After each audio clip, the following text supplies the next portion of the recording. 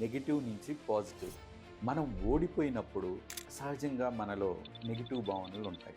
ఎంతో కష్టపడ్డాను, నేను ఎంతో చేశాను అని ఫెయిల్ అయ్యాను అనే ఫీలింగ్ ఉంటుంది. కానీ ఆ భావన నుంచి బయటకొచ్చి ఓటమిని విశ్లేషించగలిగితే ఎందుకు ఓటమి పాలయ్యాను, ఎందుకు ఓడిపోవాల్సి వచ్చింది, లోపం ఎక్కడుంది, ఏ అంశాల్లో నేను జాగ్రత్త తీసుకోలేదు, ఏ పరిస్థితులు నాకు వ్యతిరేకంగా మారాయి, ఇలాంటివన్నీ బేరీజు వేసుకొని ఒక విశ్లేషణ చేసుకుంటే అదే నీ విజయానికి మరో మెట్టుగా మారుతుంది.